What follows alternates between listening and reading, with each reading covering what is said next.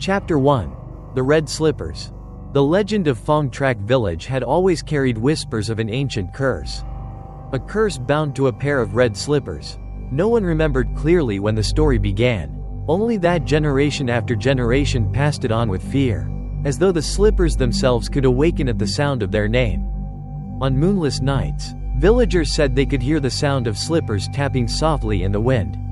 Clop, clop, clop, echoing through deserted paths. Those who dared to look back would see faint red footprints, stretching long into the darkness. Kang, a young man of the village, never believed the stories, until one stormy night, when lightning lit up the old shrine at the edge of the village. He saw something, just for an instant, gleaming faintly behind the broken wooden doors. A pair of red slippers, placed neatly on the altar, their fabric faded with age, yet glowing as though soaked in fresh blood. Kang blinked, heart pounding, thinking it was only his imagination. But the sound of slippers tapping followed him home that night, each step echoing behind him, though the road was empty. He tried to dismiss it, but when he arrived home, mud clung to his feet, and on the floor, there were two perfect red footprints, wet and fresh, though Kang swore he had never stepped into anything red. Chapter 2. The Footprints. The morning after that stormy night, Kang still could not shake off the image of the red slippers. The two bloody footprints on his floor had dried, turning black, as though scorched into the wood itself. No matter how hard he scrubbed, the stains refused to fade. He went to the village shrine, hoping to prove to himself that what he saw was only a trick of the storm. Yet, when he pushed open the moss-covered doors, the altar lay bare. Only ash and broken offerings remained. But beneath the altar, faint footprints of blood stretched out, disappearing into the darkness of the abandoned corridor. Kang's hands trembled. He told himself it was merely the remnants of an old tale. Still, the whispers of the villagers seemed to echo in his ears. Whoever sees the red slippers will never escape the wedding of the dead. That night, as Kang lay in bed, the sound came again. Clop, clop, clop. The sound of slippers tapping right outside his window. Heart racing, he pulled back the curtain. The moon shone pale, illuminating the yard. Nothing stirred, except for two red footprints, freshly marked in the dirt, leading toward his door. And then, knock, knock, knock. The sound came from inside the house. Chapter 3. The Knock at Midnight. The knocking grew louder. Knock, knock, knock, each strike echoing as though it came from deep inside the walls. Kang sat frozen on his bed, sweat dripping cold down his back. He tried to convince himself it was just the wind, the loose beams of the old house. But no wind could make such a steady rhythm. Gathering his courage, he lit an oil lamp and crept to the door. The flame flickered violently as though fearing what lay beyond. Kang pressed his ear to the wood. The knocking stopped. Silence blanketed the night. He swallowed hard, slowly sliding the bolt open. The door creaked. Outside, there was nothing, just the pale moonlight on the yard. But on the threshold were two red footprints, fresh and wet, pointing straight into his house. Kang staggered back, heart pounding. He glanced down at his own feet, bare, clean, no blood. The footprints were not his. Suddenly, from the far corner of the room, the sound came again. Clop, clop, clop. The sound of slippers, walking slowly across the wooden floor, though no one was there. Chapter 4. The Whispering Veil. The sound of slippers echoed through the room, steady and deliberate. Clop, clop, clop. Each step seemed to sink into Kang's chest, freezing the blood in his veins. He raised the oil lamp high. Its light stretched across the empty floor, across the old furniture, across the altar covered in dust. No one was there. And yet, on the floor, right before his eyes, red footprints appeared one after another, as if an invisible figure was walking slowly toward him. Kang's breath caught in his throat. He stumbled backward until his back hit the wall. The lamp flame trembled, casting twisted shadows on the ceiling. Then came the whisper, a woman's voice, faint but clear, brushing against his ear. "Wait for me, my groom." Kang spun around, nothing but the bare wall. But his skin crawled where the whisper had grazed him, as if lips had brushed against his ear. From the window, a gust of wind blew in. A torn wedding veil, stained with dried blood, drifted to the floor. It smelled of damp earth and rot. Kang's hands shook as he reached for it. The moment his fingers brushed the fabric, the sound of slippers stopped. Silence engulfed the room, but in that silence, he felt it. Someone was standing right behind him. Chapter 5. The bride behind him. Cold breath brushed the back of Kang's neck. His hand clutched the torn veil so tightly his knuckles turned white. He dared not move. The oil lamp flickered violently, its flame shrinking as though about to die. In the wavering light, a shadow stretched long across the wall, thin, fragile, yet unmistakably the figure of a woman. Slowly, Kang turned his head. Standing just behind him was a bride in a blood-red wedding dress. Her face was hidden beneath a long veil, but strands of black hair spilled out, damp and clinging like seaweed. From beneath the hem of her dress, a pair of red slippers gleamed wetly, leaving bloody prints on the wooden floor. She didn't move, she only stood there, facing him. Kang's legs weakened. He stumbled back until he hit the altar. The oil lamp fell to the floor, rolling away, its light spilling across the red footprints. The bride tilted her head slowly, the veil shifting slightly. Beneath it, Kang caught a glimpse of her mouth, lips pale as ash, stretched into a crooked smile. Her voice seeped through the veil, low and hoarse. "You've seen them, so you can never leave me again." The lamp sputtered and went out. The room was swallowed by darkness. And in that darkness, the sound began again. Clop, clop, clop.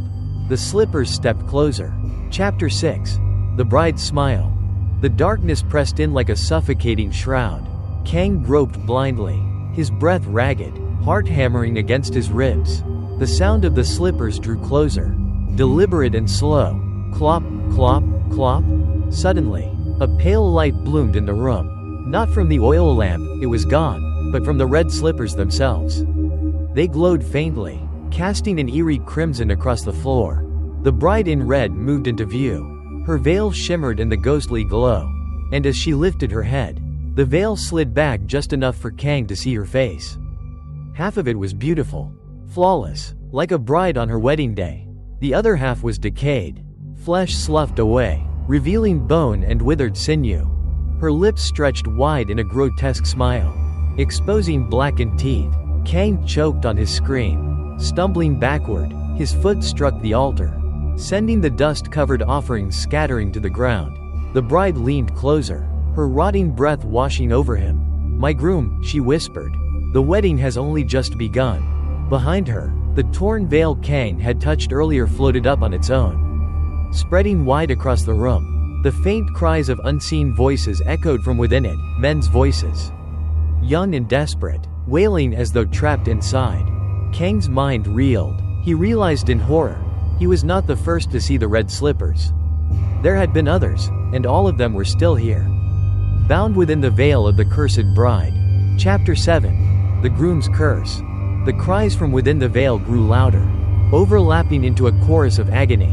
The fabric fluttered as though hundreds of unseen hands were pressing against it. Desperate to escape, Kang stumbled back until his spine hit the cold wall. His body trembled, but his eyes locked on the glowing slippers. They pulsed with a heartbeat not their own, each throb sending ripples of crimson across the floor.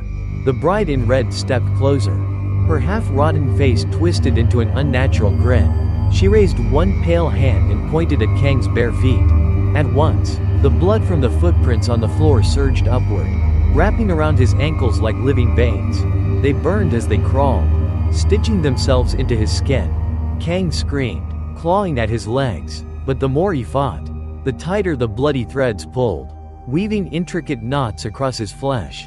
He could feel the slippers forming on his feet, invisible but unbearably heavy, like shackles dragging him into the abyss. The bride whispered, her voice both tender and cruel. "Every groom must wear the slippers. Once they claim you, there is no escape."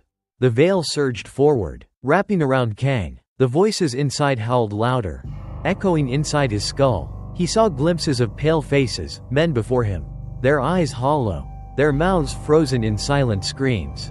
All of them, grooms who had once worn the red slippers.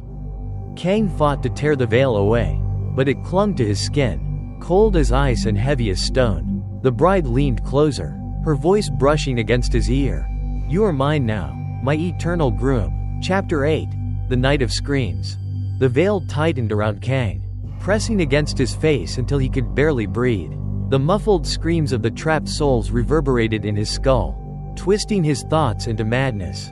Desperate, he clawed at the fabric. His nails tore, blood dripping onto the floor. But the veil would not rip. It clung like a second skin, cold and damp, carrying the stench of earth and decay. Then, from deep inside the veil, a single voice broke through the chorus of screams, a man's voice. Hoarse and trembling, "Find her grave, it's the only way." Kang froze. The voice was faint, but clear enough to pierce through the suffocating darkness. He didn't know who spoke, but he knew it was one of the souls trapped before him. The bride let out a shrill laugh, shaking the walls. Her veil rippled violently, drowning the voice in waves of torment. Her face loomed close, half beautiful, half decayed, her lips curling. "Do not listen to them," she hissed. "They are nothing but dust. You belong to me now." With each word, the bloody threads on Kang's ankles pulled tighter, searing into his flesh. He collapsed to the floor, writhing in agony. His vision blurred, and in the flickering glow of the slippers, the room shifted, the walls stretched, the ceiling vanished, and suddenly he was no longer in his home but standing in a wedding hall draped in tattered veils. Dozens of faceless brides lined the walls, swaying slowly, their red slippers tapping in unison. Clop, clop, clop. The sound filled the air, pounding like war drums. Kang clutched his head, screaming, but even his own voice was swallowed by the endless rhythm of the slippers. Chapter 9. The Faceless Brides. The hall stretched endlessly, its tattered veils swaying like shrouds of the dead. The faceless brides stood in rows along the walls, their heads hidden beneath blood-stained veils. Their bodies twitched unnaturally, as if strings pulled them from above. Their slippers tapped in unison, clop, clop, clop, a rhythm that sank into Kang's bones, forcing his own heart to beat in time with theirs. Kang staggered forward, his breathing ragged. Everywhere he looked, more brides appeared, filling the hall, multiplying until there was no end. He tried to run, but the floor beneath him stretched endlessly, the same red carpet soaked with blood stretching on and on. Then one of the brides stepped forward. Her veil slipped, revealing a hollow face, nothing but darkness where eyes and mouth should be. From that void, a shriek erupted, chilling the marrow in Kang's bones. The others followed, one by one, their veils lifted, exposing hollow faces. Their screams overlapped, a cacophony of anguish and rage, shaking the very air. Kang dropped to his knees, clutching his ears, but the sound wasn't just outside, it was inside his head, tearing at his mind. The bride in red appeared at the end of the hall. Unlike the others, her face was clear, split between beauty and rot. Her red slippers gleamed, each step sending a pulse through the hall. She raised her hand, and the faceless brides stopped screaming. The silence was worse than the noise. Her voice rang out, both tender and merciless. "Bo, my groom, accept your fate. The wedding has already begun." The faceless brides lifted their arms in unison, pointing at Kang, their hollow faces tilted upward, as if waiting for him to join them. Kang trembled, sweat soaking his skin. He forced himself to whisper, "No, not yet, I won't." But his feet betrayed him. The invisible slippers tightened their grip, dragging him forward, step by step, down the endless blood-soaked carpet. Chapter 10. The Blood-Soaked Carpet. Kang's feet moved against his will, dragging him down the endless carpet drenched in blood. Every step echoed, clop, clop, clop, as though the invisible slippers had fused with his very bones. The faceless brides swayed on either side of him, their hollow faces following his movements. Their arms stretched outward, pale and skeletal, as if to welcome him into their ranks. At the far end of the hall, the bride in red stood waiting. Her veil shimmered in the crimson glow, her decayed smile widening as Kang drew closer. The sound of drums and flutes began, faint at first, then louder, until it filled the hall with a grotesque wedding march.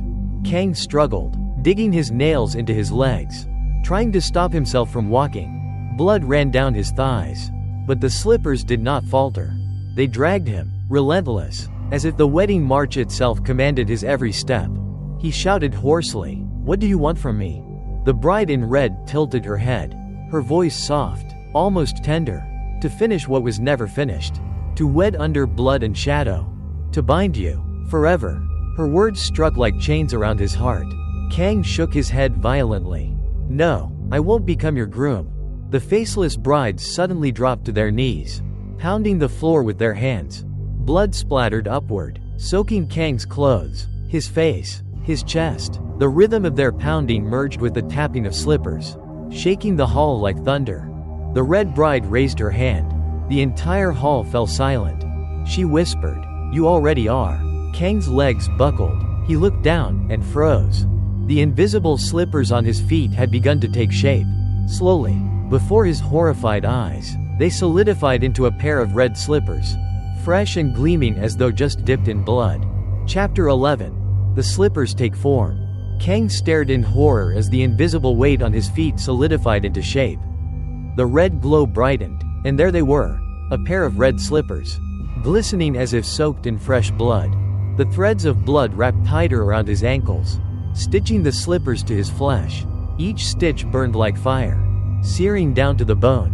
Kang screamed, clawing at them, but the more he tore, the deeper the threads burrowed. The faceless brides swayed in unison, their hollow faces tilting upward. From their dark voids, a low chant began, chilling and monotonous.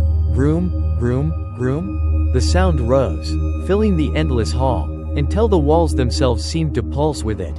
The bride in red stepped closer, her slippers tapping delicately on the blood-soaked carpet. Clop, clop, clop.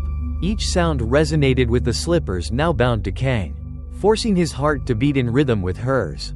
She extended her hand toward him, her decayed fingers trembling with anticipation. "Now you are mine," she whispered. "The veil has chosen. The slippers have sealed. There is no turning back." Kang fell to his knees, his breath ragged, tears mixed with sweat on his face. In a desperate cry, he shouted, "If I must be cursed, then I will fight it. I will find your grave, and I will end this." For an instant, the bride's smile faltered. The faceless brides shrieked, their voices tearing through the hall like glass shattering. The red slippers on Kang's feet pulsed violently, burning hotter, as though the curse itself raged at his defiance. The hall trembled, veils ripped free from the walls, swirling through the air like ghostly wings. The faceless brides lunged forward, their hollow faces opening into gaping voids. Reaching for him, Kang clutched the ground, struggling to rise. His voice, hoarse but unwavering, broke through the chaos. "I will find the truth buried beneath your lies." The hall cracked like breaking glass, the scene shattering around him into darkness. Chapter 12. The Village Elder. When the darkness shattered, Kang found himself kneeling on the cold floor of the old village shrine. His body trembled, sweat and blood soaking his clothes. The slippers still clung to his feet, glowing faintly, though their form now seemed half real, half phantom. From outside, the sound of footsteps approached. The shrine door creaked open, and an old man stepped in, the village elder, his hunched back framed by the faint light of dawn. His eyes widened when he saw Kang. "You," the elder whispered. "You saw them." Kang's lips trembled. "The red slippers, they won't let me go." The elder staggered forward, his face pale. He glanced at Kang's feet, then quickly turned away, as though the sight itself burned his eyes. "It's true then," the old man muttered. "The curse has returned." Grabbing Kang by the shoulders, he shook him with surprising strength. "Listen to me. You must find her grave, the one they buried in secret. Only then can the curse be broken." Kang's heart pounded. Her grave? Where? The elder's voice dropped to a hoarse whisper. "Long ago, a bride-to-be was forced into marriage. On the night of her wedding, she threw herself into the village well. Her family, ashamed, buried her body in secret, but they left her slippers behind, slippers soaked in her rage." Kang felt his blood run cold. "The red slippers." The elder nodded grimly. "They have chosen you as the next groom. If you do not find her true resting place, you will become one of them, bound to the wedding that never ends." Suddenly, the air in the shrine turned icy. The lamp flame flickered and died. From behind Kang, the sound returned. Clop, clop, clop. The slippers moved, though Kang hadn't. The elder's face drained of color. He shoved Kang toward the door, shouting, "Go, before she comes for you again." Chapter 13. The Well of Shadows. Kang stumbled out of the shrine, the elder's words echoing in his ears. Find her grave, or be bound forever. The morning sky was gray, heavy with mist. The village well stood at the center of the square, long sealed with wooden planks, its stones covered in moss. No one had drawn water from it for years. Villagers avoided it as if it were cursed ground. Kang approached cautiously. With each step, the slippers on his feet grew heavier, dragging him toward the well. The air thickened, colder, until his breath came out in white clouds. He laid a trembling hand on the damp stones. At once, a whisper rose from below, faint but unmistakable. Come down, groom? Kang jerked back, heart hammering. He looked around, but the square was empty. The whisper came again, curling up from the depths of the sealed well, carrying the sorrow of a voice that had never found peace. Summoning his strength, Kang pried loose the rotting planks. The moment he did, a blast of cold air surged upward, carrying with it the faint scent of wilted flowers and damp earth. He peered into the darkness. For an instant, he thought he saw her, a bride in red, standing at the bottom, her veil floating around her like a shroud. Her slippers gleamed faintly, tapping once against the stones. Clop! Kang staggered back, his hands trembled, but determination hardened his heart. If the elder was right, then the secret of the curse lay here. He whispered to himself, voice breaking but resolute, I'll go down, I must find her grave. As he prepared to descend, the whisper rose again, softer, almost tender this time. Yes, come to me? Chapter 14. Descent into the well. Kang tied a worn rope around a nearby post and lowered himself into the darkness of the old well. The stones were slick with moss, cold moisture soaking his hands. The air grew heavier with every step downward, carrying the scent of damp soil and something older, sorrow that had lingered for centuries. The faint glow of the slippers illuminated the stones, casting a crimson shimmer across the walls. The further Kang descended, the louder the whispers became, rising like echoes from the deep. My groom, come closer. At last, his feet touched the soft ground at the bottom. The air was icy, pressing against his chest until it hurt to breathe. In the dim light, he saw a narrow tunnel, carved roughly into the earth, leading away from the well. Summoning his courage, Kang entered. The tunnel stretched endlessly, the soil damp beneath his feet. His footsteps echoed softly, but soon another sound overlapped with his own, slippers tapping steadily just ahead. Clop, clop, clop. His heart pounded. He quickened his pace, but the sound always stayed just beyond reach. The whispers grew clearer. You cannot escape, you are already mine? Suddenly, the tunnel opened into a cavern. At its center lay a stone altar, crumbled with age, draped in tatters of cloth the color of faded red. Upon it rested a pair of slippers, old and worn, yet still glowing faintly. Kang froze. His legs trembled. He knew instinctively, these were the slippers that had started it all. The cursed relics bound to the restless bride. But as he took a step forward, the ground beneath the altar cracked. From the shadows rose a figure in a red dress, veil flowing, her hollow eyes fixed on him. She whispered with a smile that was both tender and chilling. You came to me, groom, now the wedding can truly begin. Chapter 15. The Stone Altar. The cavern trembled as the veiled bride stepped closer, her red dress trailing across the damp earth. The glow from the slippers on the altar pulsed in rhythm with her steps, as if they were alive, beating like a heart. Kang's breath came in ragged gasps. His legs felt bound, each step heavier than the last. The slippers on his own feet burned, glowing faintly, answering the call of the pair on the altar. The bride's whisper curled through the cavern. You have come, just as they all did before you. None of them left, none of them could. Shadows stretched across the walls, taking shape as faint outlines of men, grooms of ages past.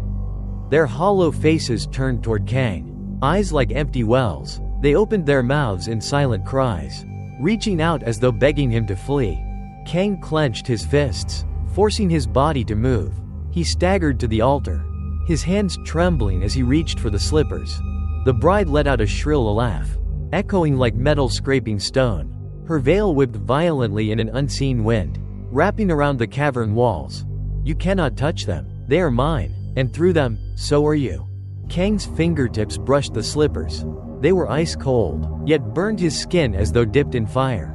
Visions assaulted his mind, faces of men screaming, pulled into endless darkness, their bodies dissolving as the slippers consumed them. His knees buckled, but he forced himself to grip tighter. With a hoarse shout, he tore the slippers from the altar. The cavern roared, the earth cracked, the veiled bride shrieked, her voice splitting the air. No, you cannot break the bond. The walls quaked, stones tumbling as the ground opened beneath him.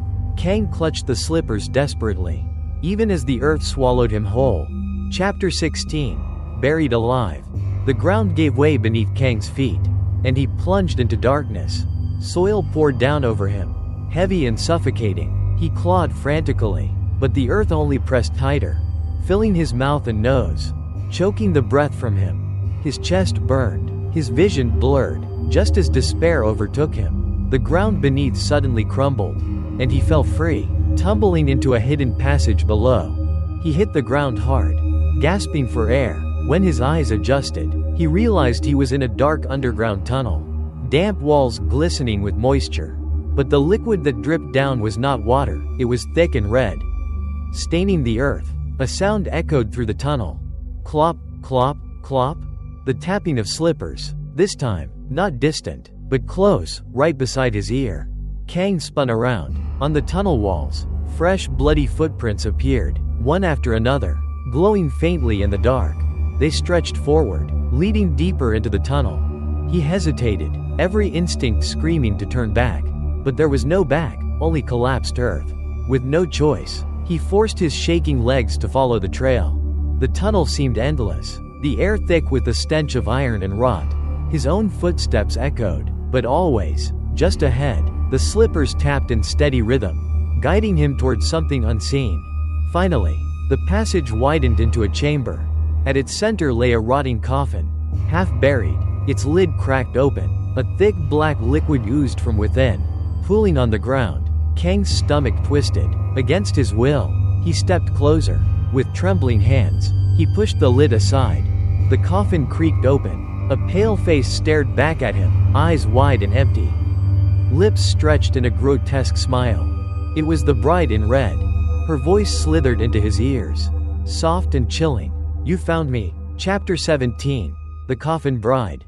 The pale face inside the coffin stared at Kang, its eyes wide and unblinking, lips curled into a smile that was both tender and horrifying. Her red dress, though rotted, still clung to her frail body, and on her feet gleamed the cursed red slippers, fresh and wet, as if soaked in blood that never dried. Kang staggered back, choking on his breath. His trembling hands reached for the cracked altarpiece he had carried, gripping it as though it could protect him. The bride's eyes moved, slowly, unnaturally. They rolled until they fixed directly on him.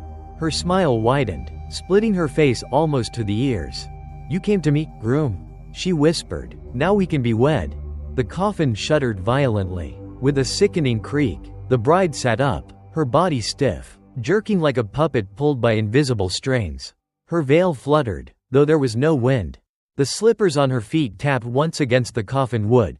Clop, and the sound echoed through the chamber like thunder. The ground trembled. From the walls seeped dozens of pale hands, clawing from the earth, reaching toward Kang. They groped blindly, pulling themselves free, revealing hollow-eyed figures, men in tattered wedding robes, their faces twisted in despair. Kang's heart froze. He understood at once. These were the grooms before him, trapped for eternity. The bride rose from the coffin, every movement stiff yet deliberate. She extended her arms, her voice rising into a haunting chant. Groom after groom, blood after blood, you are mine, as they were mine. The faceless grooms lurched forward, their hands outstretched, their mouths opening in silent screams. Kang backed against the wall, clutching the altar fragment, his voice breaking but defiant. No, I will not be your groom, I will end this curse. The bride's smile faltered, but only for an instant.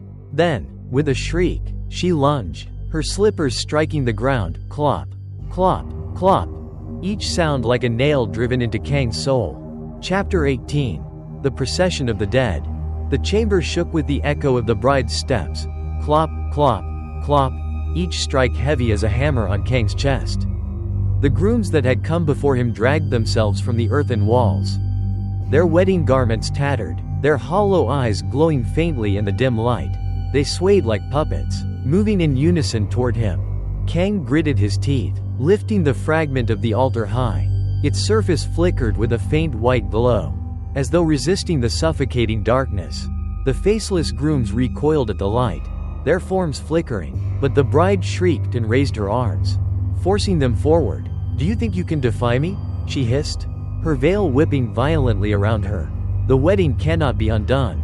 The grooms pressed closer, their hands reaching, grasping for Kang's arms and legs. Their touch was ice cold, heavy with sorrow. Each time he shoved them back, they stumbled, only to rise again, endlessly drawn to him. Kang shouted, voice hoarse, "If your soul was buried in secret, then I will find it. That is where this curse ends." The bride's smile twisted, her voice breaking into a scream. "You will never leave this hall. You are already mine." She struck the ground with her slippers. Clop! The sound split the chamber, and from the cracks in the floor rose a funeral procession of shadowed brides, each in torn red dresses, their veils dripping with darkness. They marched in rhythm, their slippers tapping as one, forming a circle around Kang. The air grew suffocating, the glow from the altar fragment dimmed under the weight of their presence. Kang fell to his knees, his strength faltering. The circle closed in, the faceless grooms stretched their arms. The brides swayed, chanting in low, inhuman voices, "Groom, groom, groom." Kang's vision swam, but he clutched the fragment to his chest, whispering with the last of his will, "I will not bow, I will not." The chamber roared, the voices swelling like a storm. And then, all at once, the light vanished. Chapter 19. The Broken Veil. Darkness swallowed the chamber whole. Kang could hear nothing but the steady echo of slippers, clop, clop, clop, and the whisper of countless voices circling him. He held the altar fragment tightly, though its glow had dimmed to a faint ember.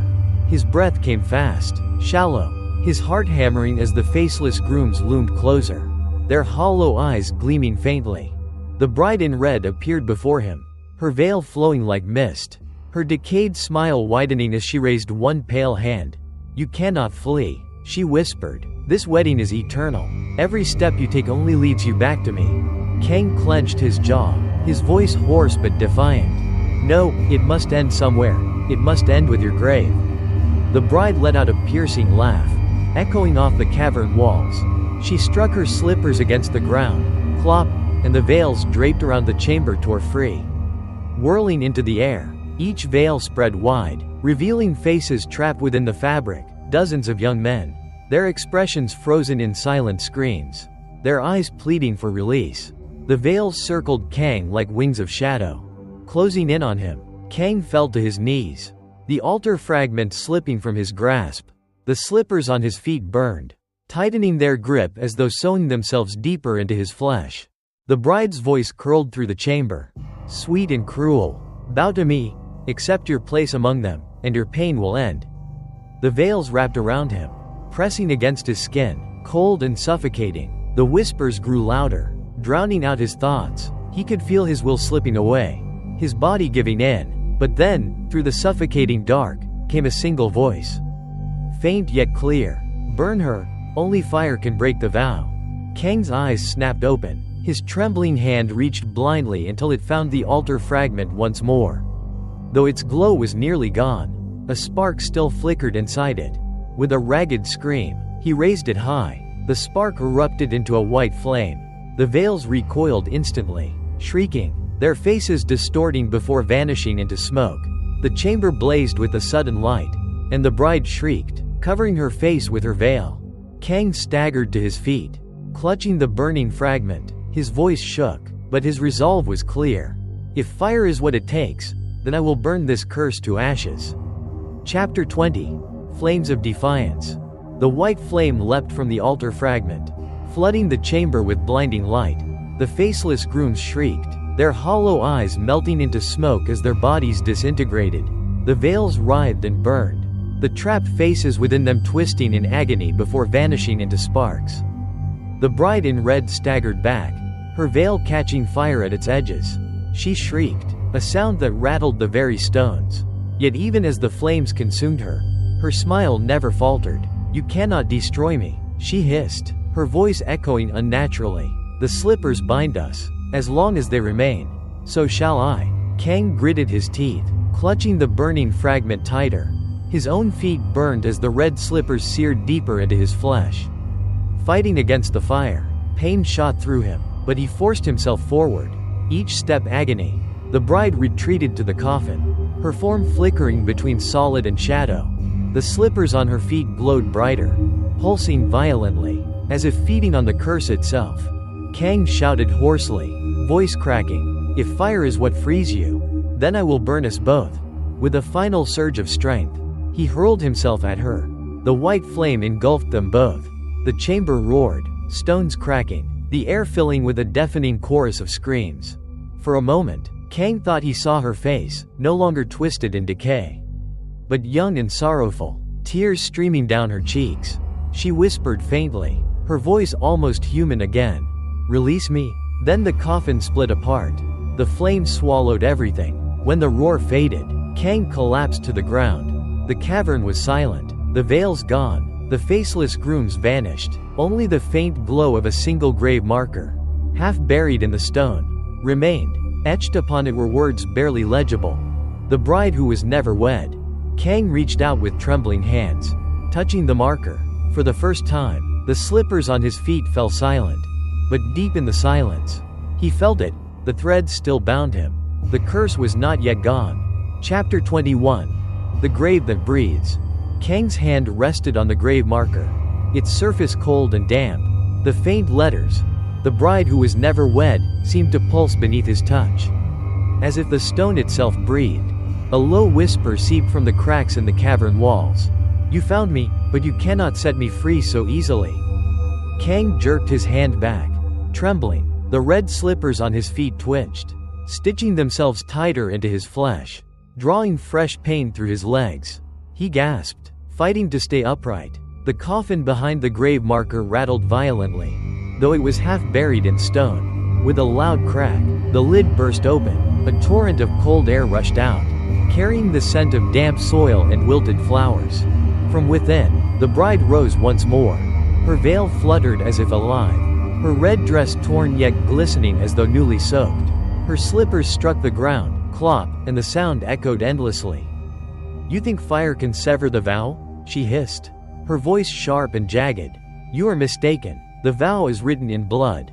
To break it, you must burn not just the slippers, but the groom himself." Kang's breath caught, his chest tightened as her words sank in.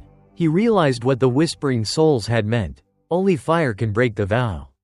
Not just hers, but his as well. The bride tilted her head, her decayed smile widening. She extended her pale hand toward him. "Come, groom, accept your fate. The others have, and so shall you." Around them, shadows thickened. The cavern walls pulsed as if alive, veins of blood creeping along the stone. The air grew suffocating, heavy with despair. Kang clutched the altar fragment, its glow weak but steady. His voice trembled, yet determination burned within it. "If I must burn, then I will burn to end this curse." The bride's laughter rang through the cavern, shrill and unending. Her slippers struck the stone again and again, clop, clop, clop, summoning a chorus of unseen voices that cried out from the darkness. The ground cracked open beneath them, revealing a pit of endless shadow. The bride stepped toward it, pulling Kang closer with every echo of her steps. The wedding was not over. It was only beginning. Chapter 22. The bride's corpse. The coffin lid shattered, and the echo of splintering wood shook the cavern. Kang froze as his eyes fell upon the figure inside, a young woman's body. Unnaturally preserved, her skin pale as wax, her long black hair spilling like a river across her chest. Her eyes were open, hollow, staring, yet alive with a cold light. She wore a decayed wedding dress, its fabric stained and frayed, but her red slippers gleamed as though newly polished in fresh blood. They tapped once, twice, clop, clop, and the sound pierced straight through Kang's chest. He staggered backward, but the faceless brides had surrounded him. Their veils swayed, their hollow eyes dripping crimson tears. Their muffled sobs rose and fell, mingling with the shrill wail of unseen instruments, until the cavern became a grotesque wedding hall. The red bride stepped out of the coffin. Her face shifted, beautiful for a heartbeat, then rotting, skeletal the next. She smiled, her voice low and rasping. "You opened my coffin, that means you accept your place." The threads around Kang's ankles tightened, driving deeper into his flesh, stitching through bone. Blood spurted with every pulse. Kang cried out, collapsing to his knees. The elder's words echoed in his mind, to break the curse. "You must destroy the slippers." Kang clenched his teeth, forcing his trembling body upright. His eyes fell on a splintered piece of wood from the coffin lid. He snatched it up, raised it high, and slammed it down on the glowing slippers. The cavern rang with a deafening crack. A fountain of blood erupted from the slippers, spraying across the chamber. The faceless brides shrieked in unison, their forms collapsing, falling limp to the ground. The red bride screamed, her body convulsing, half of her dissolved into black smoke, the other half clinging desperately to the coffin. She reached for Kang, her eyes streaming with blood, her voice torn between pleading and fury. "You cannot free me, you only bury yourself." The ground split open, blood flooding the cracks. Darkness surged upward, swallowing the cavern whole. Kang, gasping and wild-eyed, raised the splintered wood again and struck the slippers with all his strength. Chapter 23. The Red Fire. The second strike fell. The slippers split, and from their torn seams burst a torrent of black smoke, thick and choking, reeking of iron and rot. The faceless brides collapsed to the ground, shrieking as their veils dissolved into ash. For a fleeting moment, Kang saw their true forms, young men with hollow eyes, mouths open in silent screams, as they crumbled into dust. Freed from their torment, the red bride stood at the center of the storm, her body tearing apart. One half remained breathtakingly beautiful, the other decayed to bone. She howled, her voice echoing like funeral drums. "You dare destroy my wedding? You will pay with your soul." The slippers on her feet flared violently, flames of crimson bursting outward. Gravestones ignited, the cavern walls bled, and skeletal hands clawed their way from the earth, ablaze with fire, reaching for Kang. His skin burned, his body trembling, yet he gritted his teeth and lifted the splintered wood once more. With every ounce of strength left in him, he brought it down upon the final slipper. Crack! The explosion shook the earth. The slippers shattered, spraying blood in a torrent like a crimson river. The bride shrieked, her body splitting apart, shattering into thousands of fragments before dissolving into smoke. The cavern fell silent. Kang collapsed beside the broken coffin, his body slick with blood, his breaths shallow and ragged. For a moment, it seemed he had won. Then, from the fragments of the shattered slippers, came a whisper. Faint and chilling. "You freed me, but now, you will take my place." Pain surged through Kang's legs. He looked down, horrified, as the shards of the slippers writhed like living things, crawling onto his feet. Threads of crimson stitched themselves into his flesh, binding bone and sinew. The slippers were reborn, this time. On him, Kang screamed, thrashing wildly, but the red threads held firm. In the silence, the sound of drums began again, slow and heavy. A wedding march. Chapter 24. The Bloodgroom. Kang collapsed in the graveyard, his breath ragged. The shards of the red slippers crawled across his skin like bloodthirsty insects, burrowing into his veins, stitching themselves into flesh and bone. Piece by piece, they reformed into a new pair of slippers, glowing with fresh crimson light, as though forged from fire and blood. Kang screamed, tearing at them with his nails. But the more he clawed, the tighter the slippers bound, cutting deeper until blood gushed down his legs. Each drop struck the soil and bloomed into a red flower before withering instantly. Above, the night sky split open, revealing a swirling black void. From within came the distant pounding of wedding drums, deep and relentless. The gravestones around him burst into flames of crimson, casting the graveyard in a ghastly glow. Kang staggered upright, but his body no longer obeyed him. The slippers struck the ground on their own, clop, clop, clop, dragging him forward, each step hammering against his heart until he gagged on his own blood. Through the smoke rose the bride in red, no longer decayed but stunningly beautiful, her face pale and flawless, her lips crimson, her eyes black as night. She smiled sweetly, caressing Kang's cheek with her cold hand. "My groom," she whispered, Now the true wedding begins. The graveyard warped into a grotesque wedding hall. Gravestones became pillars draped in veils. Flames became lanterns glowing blood red. From the shadows marched hundreds of ghostly brides in tattered white gowns, each carrying a candle, their voices blending into a mournful chorus. Kang was dragged to the center, where a blood-soaked carpet stretched before him. His body convulsed as the slippers forced him down the aisle. The ghostly brides threw their veils over him, covering his head. Their voices rose in unison, hollow and chilling. "Bless the blood groom." At the end of the aisle, the red bride stood waiting, her slippers blazing like fire, her smile a nightmare of beauty and horror. Behind her, a massive black gate yawned open, inside of which countless souls writhed in agony, their hands clutching broken veils. Kang's mind screamed, "If I step through that gate, I will never return. I will be her groom forever." But the slippers dragged him onward, step by step, toward the gate of blood. Chapter 25. The Red Gate. The blood-soaked carpet stretched endlessly toward the massive black gate. The slippers on Kang's feet tapped in relentless rhythm. Clop, clop, clop, each strike tightening the grip of the curse. On either side of the aisle, ghostly brides swayed beneath their veils, their hollow faces turned toward him. Their voices blended into a twisted hymn, echoing through the graveyard-turned wedding hall. At the end stood the red bride, her beauty terrifying, her slippers blazing like embers of hell. Behind her, the black gate pulsed, its surface flowing with streams of blood, skeletal hands clawing at the edges as tortured souls wailed within. Kang fought with every ounce of his will, but the slippers dragged him forward, step by step. Each movement drained his strength, each heartbeat struck like a hammer inside his chest. Then, something fell from his sleeve, the fragment of the altar.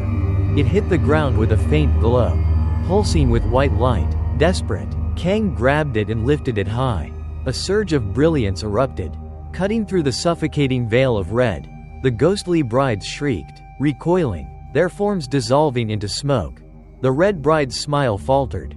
Her voice turned sharp, venomous. "You dare defy me? That light cannot save you." She raised her hand. From the gate poured streams of crimson threads. Writhing like serpents, they lashed around Kang's arms, legs, and throat, dragging him forward. He gasped, choking, as the threads constricted. But within the choking darkness, a whisper rose, not from the bride, but from the freed souls. "Burn her, only fire can end the vow." Kang's eyes widened, his hand tightened around the altar fragment. With a hoarse scream, he plunged it into the red bride's coffin nearby. The moment the wood pierced, flames erupted, white fire, pure and merciless. It spread across the chamber, igniting the crimson threads, consuming the ghostly brides. The black gate shuddered violently, cracks spreading across its surface as the screams from within grew louder. The red bride convulsed, her voice rising in a howl. "You dare, but the slippers have chosen. You cannot escape." Her body dissolved into a pillar of black flame, hurling itself straight into Kang. Fusing with him, Kang fell to his knees, the slippers blazing with fire, the threads tightening until his bones cracked. Yet through the agony, a blinding white light flickered deep within him, a final chance. Chapter 26. The Parasite Soul. Kang collapsed, gasping as the red slippers blazed brighter, their threads burrowing deep into his flesh. Each stitch cracked his bones, and his screams were swallowed by the suffocating dark. Then a voice rose within his skull, soft, feminine, yet cold as the grave. "Now, you and I are one. You breathe with my breath. You walk with my steps. You will never again be yourself." Kang clutched his head, writhing as visions assaulted him. A wedding procession drenched in sorrow, a young bride bound in red, weeping beneath her veil, a well overflowing with shadows, and the faces of countless men, screaming as they were dragged into the abyss. He realized the truth. The slippers were no mere cursed object. They were alive, a vessel for a soul that devoured grooms to sustain itself. Kang's body convulsed violently. His left hand, still clutching the altar fragment, trembled toward the light, but his right hand slammed against the ground, defying him. Half his body was his own, the other half already controlled by the red bride. From deep within, her voice sighed, almost sorrowful. "You think you can save me? Foolish. No one can. Only your blood will keep me alive. The earth rumbled. Cracks split the ground, and from them rose dozens of other red slippers, clawing up like roots, tapping in unison, clop, clop, clop, a monstrous heartbeat shaking the graveyard. Kang staggered upright, his eyes split, one white, one black, his body swayed between submission and defiance. His soul stretched taut as if ready to snap. From the shadows, the voices of trapped souls whispered again, clearer than ever. Only fire, true fire, can break the wedding vow. The altar fragment in Kang's grip flared with white flame. He realized the choice before him. To destroy the curse, he would have to burn not only the bride, but himself as well. Chapter 27. The Sacrificial Flame. The graveyard quaked under the thunder of countless slippers. Clop, clop, clop, each strike like a heartbeat from hell. The sky split open, and a crimson glow bled across the world, drowning the village in blood-red light. Kang stood in the center, half his body trembling with resistance, the other half dragged forward by the bride's will. The slippers on his feet blazed with fire, threads of blood pulling tighter into his bones. Her voice hissed through him. You cannot fight. You are mine now. Come, let us pass through the gate together. His chest burned, his ribs cracking under the invisible weight. He could no longer tell where his body ended and hers began. Then the whispers of the dead rose again, faint yet piercing through the storm. Burn yourself. Burn the bond. Only then will the vow end. Kang's eyes widened. A terrible clarity gripped him. To end it, he must sacrifice everything. His grip tightened on the altar fragment. White fire sputtered, weak but alive. He raised it high and screamed into the void. I would rather die than be your groom. The flames erupted, engulfing his legs, his arms, his chest. The red slippers shrieked as if alive, splitting open, pouring streams of black smoke. The bride's scream joined them, tearing through the graveyard like a storm. No, if you burn, I burn with you. The faceless brides wailed, collapsing into ash. Gravestones toppled, the crimson sky twisted, bleeding into shadow. Kang fell to his knees, his body consumed by fire. Yet in the midst of agony, he saw them, the freed souls. Faces once twisted now softened, smiling faintly as they dissolved into light. Among them, the face of his father appeared, nodding in silence, proud and at peace. The flames spread higher, swallowing the bride in red. Her veil burned, her beauty withered, her body tearing apart into black cinders. Kang's voice, hoarse but resolute, echoed in the fire. If the vow can only end with fire, then I will be the flame. The white blaze erupted into the sky, shattering the crimson veil. The graveyard dissolved in a storm of fire and ash. And then, silence. Chapter 28. Ashes and Shadows. The graveyard burned until nothing remained but a wasteland of ash. The sky, once crimson, dimmed into a gray void, and silence replaced the dreadful rhythm of the slippers. Kang lay amidst the ruin, his body charred and broken. The red slippers were gone, but deep into his flesh remained scars, crimson stitches etched into bone. His breath came in shallow gasps, each one a struggle against the weight of emptiness. Through blurred vision, he saw shapes of light rising from the ashes, souls freed at last. They drifted upward like lanterns, faces softened, no longer twisted by torment. Among them stood his father. His father's hand touched Kang's shoulder, warm despite the cold void. You've done it, he whispered. You freed us. But the slippers, they are not gone. Kang's heart clenched. He turned his gaze and saw, half buried in the ash, a single red slipper, cracked and smoldering, yet still glowing faintly, like a coal refusing to die. From the darkness, a voice trembled, broken and weak, yet persistent. You think you've escaped, but the vow is eternal? The slipper twitched. It tapped once, clop, though no foot wore it. Kang dragged himself across the ash, every movement tearing his flesh. He seized the altar fragment, now blackened and brittle, its light almost gone. He knew, if the slipper endured, the curse would live again. But as he reached for it, the earth split open. From below surged the echo of drums, the mournful wedding march rising once more. The slipper leapt from the ash, bouncing step by step toward a new darkness yawning in the ground. Kang's voice cracked as he forced himself up, staggering toward it. No, if it still lives. I must follow. This cannot end here. The souls above him bowed their heads in silence. Their light faded, leaving only the gray void and the trembling slipper that beckoned him onward. A chasm opened wide, revealing a path of crimson stone leading down into shadow. The slipper hopped ahead, each step leaving a glowing footprint of blood. Kang, clutching the fragment of altar close to his chest, stepped into the chasm. The wedding was not yet over. Chapter 29. The Road to the Underworld. The crimson path spiraled downward into darkness, each stone pulsing faintly as if alive. Kang staggered after the lone red slipper, his body battered and burned, every step leaving drops of blood that shimmered before fading into the stone. The deeper he went, the colder the air became. His breath frosted in the gloom, and the sound of the slipper echoed endlessly ahead of him. Clop, clop, clop, always just out of reach. Walls of the passage pulsed with veins of scarlet light, as though the earth itself carried blood. Shadows slithered across the walls, whispering faintly, their words indecipherable but filled with grief. Kang's mind wavered, exhaustion threatening to pull him down, but he forced his legs onward. He remembered his father's final words, "The slippers are not gone." If he faltered now, the curse would claim another groom. At last, the passage opened into a vast chamber. Before him towered a colossal gate of black stone, carved with twisted images of brides and grooms, their faces contorted in anguish.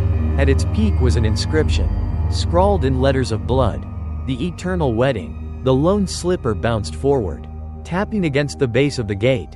With each strike, clop, the gate shuddered. A chorus of faint voices rose from behind it, wailing in despair, begging, chanting. Kang's skin prickled as cold dread sank into his bones. He clutched the altar fragment, its glow nearly extinguished. As the gate slowly creaked open, a surge of light poured out, not pure, but crimson, thick like liquid. The sound of wedding drums boomed from beyond, shaking the chamber. From the opening emerged shadows draped in veils, brides of the dead. Their feet bound in red slippers, marching in unison, their hollow eyes locked onto Kang. Behind them, in the heart of the blood-red glow, stood the bride herself, her veil billowed high, her beauty restored, her eyes burning with triumph. She spread her arms wide, her voice ringing like a vow. "Welcome, groom, you've come at last, to our true wedding." Chapter 30. The Endless Wedding.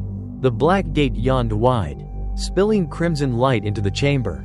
The air filled with the sound of drums, flutes, and shrill laughter, merging into a grotesque wedding march that rattled the stone walls. Kang stood frozen as the wedding hall of the dead revealed itself beyond the gate. Veils hung from a vaulted ceiling, tattered and stained, swaying as if in an unseen wind. Along both sides of a long blood-red carpet sat rows of ghostly guests in shredded wedding clothes. Their faces were ruined, eyes missing, mouths torn, and yet every gaze fixed on him. The carpet pulsed beneath his feet. It wasn't fabric, but flowing blood, thick and endless. At its far end stood a towering altar, and atop it rested a coffin of cracked crystal. As Kang watched, the coffin lid creaked open. The bride in red rose slowly, her veil shimmering. She stepped down, each tap of her slippers, clop, clop, sending ripples across the blood-soaked carpet. Her face was half radiant beauty, half rotted corpse, yet her smile stretched wide, her voice sweet as poisoned honey. "At last, my groom has come." The ghostly guests clapped their skeletal hands, the hollow sound echoing like bones striking stone. The wedding march grew louder, unbearable, until Kang's chest ached with each beat. The slippers on his feet flared, tightening like shackles. They forced him forward, dragging him step by step down the carpet. He fought, but every struggle only sank him deeper into the river of blood beneath. The bride extended her hand, waiting. Behind her, the veiled brides began to chant, their voices merging into a single word repeated over and over. "Wed, wed, wed?" Kang raised the altar fragment desperately. Its light flickered, pushing back the shadows. The guests hissed, recoiling, but the bride shrieked, her voice splitting the hall. "No, you cannot end what has already begun. This wedding is eternal." Her veil whipped through the air like chains, wrapping around Kang's arms and throat, pulling him closer. His body convulsed, the slippers burning into his flesh, summoning the last of his strength.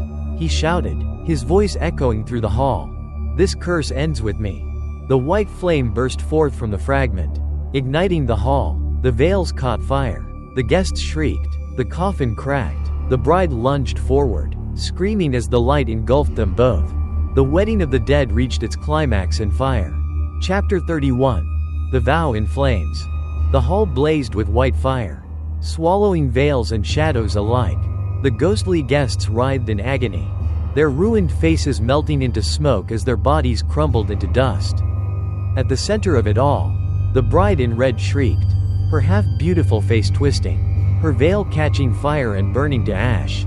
Yet even as her body tore apart, her voice thundered through the inferno. "You cannot break the vow. I am the wedding, the blood, the eternal chain." The slippers on Kang's feet pulsed violently, their stitches biting deeper into his flesh, binding him tighter with every heartbeat. His body convulsed, dragged toward her as if invisible strings pulled them together. The bride's veil split into hundreds of crimson threads, lashing out, wrapping around Kang's arms and throat. They dragged him toward her, into the blazing heart of the hall. The altar fragment burned in his hand, white fire searing his skin. But Kang held fast. His voice broke, hoarse but unyielding. "Then I swear, by blood, by bone, by soul, I will end this wedding. Even if it takes my life." The flame roared, erupting outward in a storm of white. The crimson threads shrieked as they burned, disintegrating into ash. The faceless brides collapsed, their hollow eyes fading into nothing. The red bride screamed louder than them all, her body splitting apart. For a fleeting instant, her face shifted, not rotting, not twisted, but young, sorrowful, tears streaking down her cheeks. "Release me," she whispered, her voice trembling. Kang lunged forward, thrusting the burning fragment into the slippers at her feet. White fire exploded, engulfing both of them. The blood-soaked carpet dissolved into ash. The black gate cracked and collapsed, and the wedding hall crumbled into flames. In the center of the inferno, Kang and the bride were consumed, their silhouettes locked together, groom and bride, before dissolving into fire. Then came silence. Chapter 32. Ashes and Rebirth.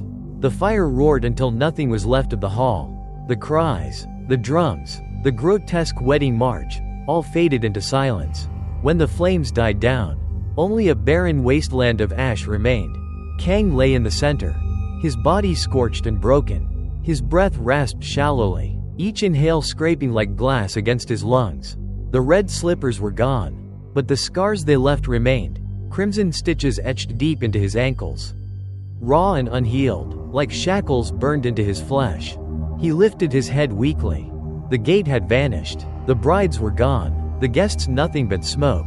The world around him was gray, lifeless, as though he had been cast into a void. Then a breeze stirred. Carried upon it was a whisper, not shrill, not hateful, but trembling, sorrowful. "Thank you, at last? I am free." Before his eyes, the ash swirled, shaping itself into the faint image of the bride in red.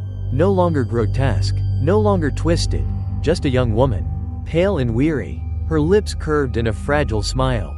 She gazed at Kang one final time. Then the wind scattered her into dust, leaving only emptiness. Kang lowered his head, tears mixing with blood on his face. He did not know if he wept for her, for the freed souls, or for himself. Above, the gray sky split, and faint light broke through. Far in the distance, a path of stone stretched upward, leading back to the living world. Kang dragged himself to his feet. Every step burned with pain, each movement heavy as if chains still bound him. Yet he forced himself forward, toward the light. But as he walked, the scars on his ankles throbbed, bleeding faintly. On the ground, each drop of blood formed a faint slipper-shaped print, glowing red before fading. Kang froze, horror flooding him. The curse was not gone, it had merely changed its vessel. His lips trembled as he whispered to himself, "Am I free, or am I now the heir to the curse?" The silence gave him no answer. Only the echo of his footsteps followed him up the path, each one sounding like the tap of the slippers. Clop, clop, clop. Chapter 33. The Returning Shadow. The stone path stretched endlessly, winding upward through the gray void. Each step Kang took left behind a faint red print, slipper-shaped, glowing for a heartbeat before fading. His legs trembled, blood dripping steadily from the crimson scars stitched deep into his ankles. Every step felt heavier, as though unseen chains dragged at his bones. Kang clenched his teeth, muttering to himself, "I destroyed them, the slippers are gone." Yet when he looked back, the trail of red prints glared back at him. Undeniable. The air grew colder. From somewhere far behind came the faint echo. Clop, clop, clop. The sound froze his blood. He spun around, but the path behind was empty. Swallowed in shadow, the sound stopped, only silence remained. Kang turned forward again, forcing himself onward. At last, the path ended, opening into blinding light. He stumbled through, collapsing onto solid ground. When his eyes adjusted, he realized he was back in the village of Phong Track. Morning sunlight bathed the fields. The breeze carried birdsong, and the village looked untouched, as if nothing had happened. For a fleeting moment, Kang thought it had all been a nightmare. But the villagers who saw him screamed. Their faces twisted in terror as they pointed at his legs. Blood seeped from his ankles, dripping onto the ground. Each drop formed a perfect slipper-shaped footprint. Wet and fresh. A child cried out, voice breaking with fear. "He's wearing the red slippers." Kang's heart sank. He looked down, barefoot. Yet every step he took painted the earth in red. He lifted his eyes, tears burning. In the distance, from the direction of the graveyard, the faint beat of a wedding drum echoed through the morning air. Tung, tung, tung. The endless wedding was not gone. It had simply followed him back. Chapter 34. The Spreading Rumor. The villagers of Phong Track gathered around Kang, their faces pale with fear. No one dared approach, but every gaze fixed on the bloody slipper-shaped prints that followed him wherever he stepped. An old woman clutched her prayer beads, whispering frantically, the curse hasn't ended. It's bound to him now." Her words spread like wildfire. Panic rippled through the crowd. Some muttered that Kang had become the groom of the dead, others that he had bargained with demons to save himself. Children wept, while their parents pulled them away, retreating behind shuttered doors. Kang stood frozen, unable to speak.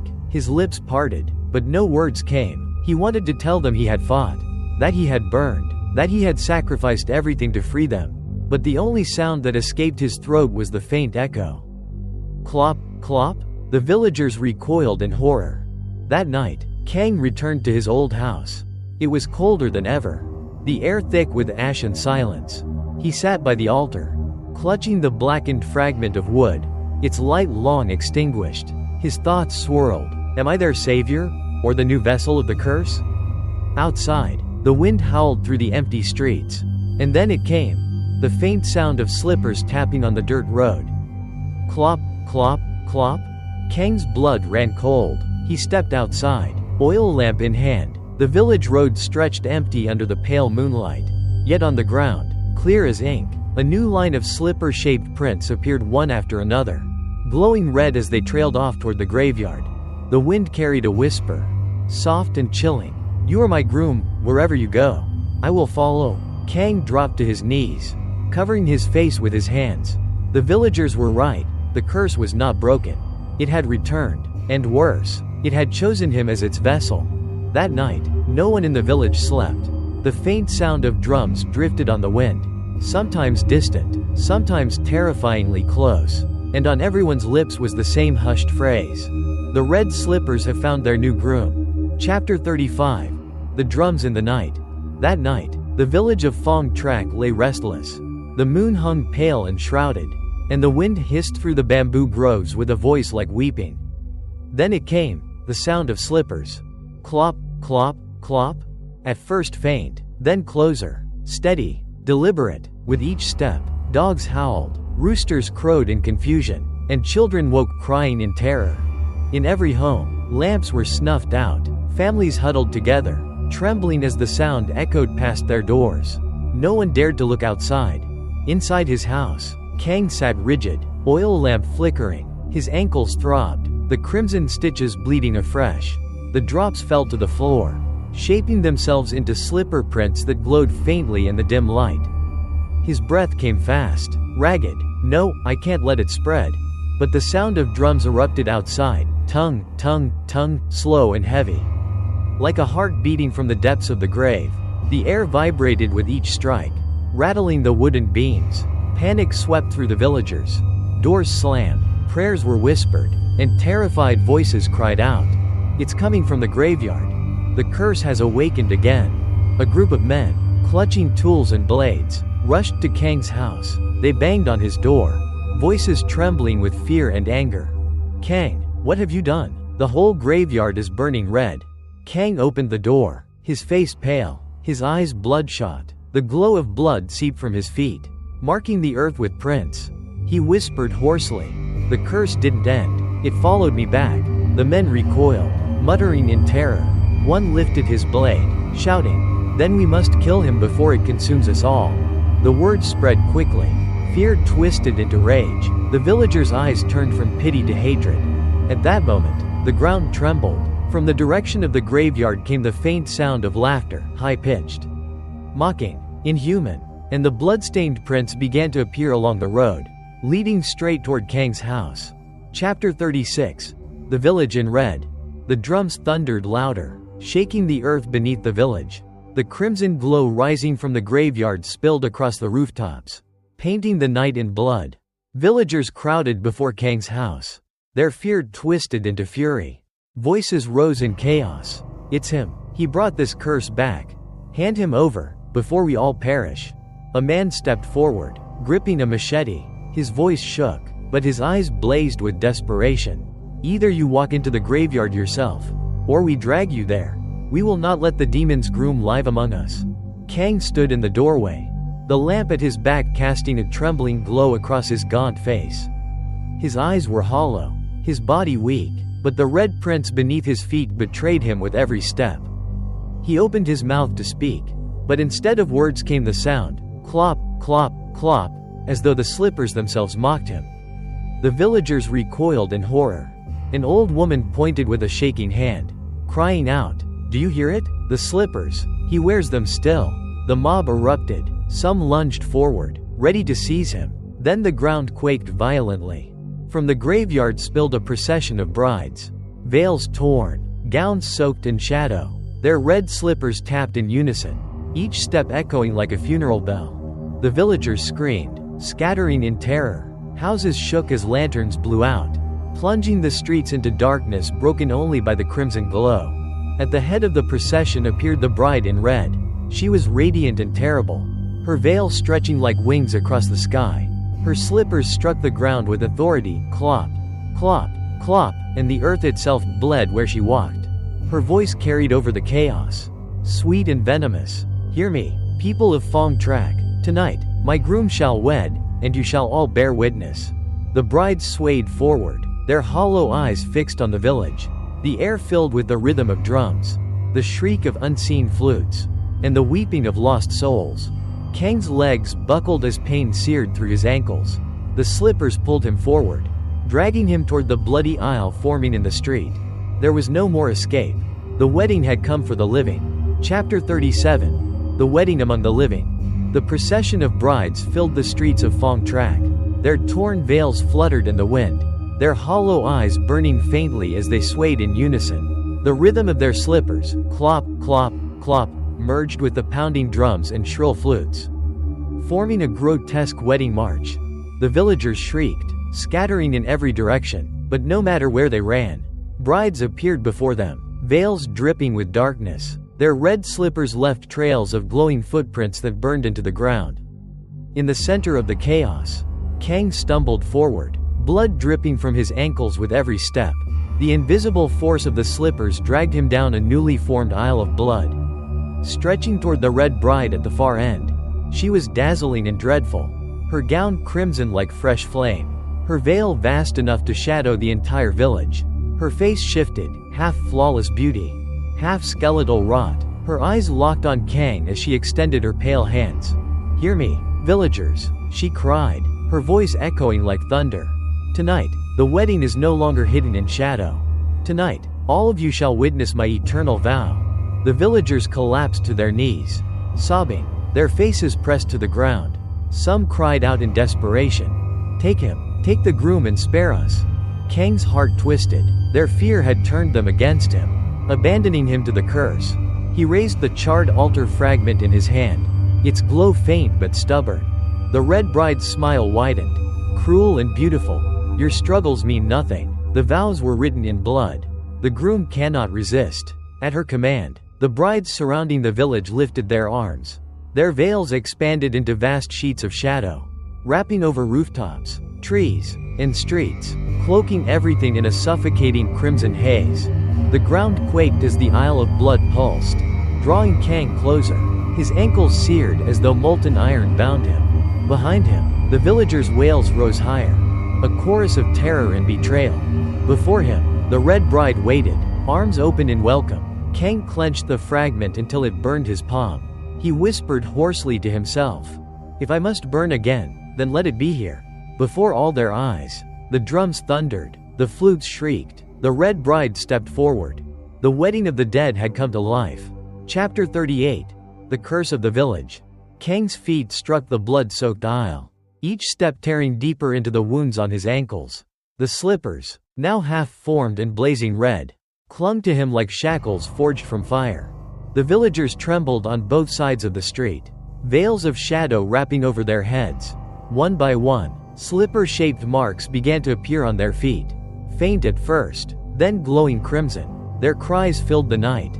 "No, no, not us. Please, spare us." But the red bride's laughter drowned them out, her voice echoing like a bell of doom. "Tonight, the vow is not for one groom alone, but for all.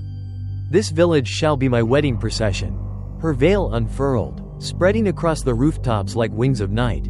Beneath it, the villagers convulsed, their bodies twitching as if unseen threads were sewing their flesh. Their screams turned to muffled sobs, their eyes hollowing into empty sockets.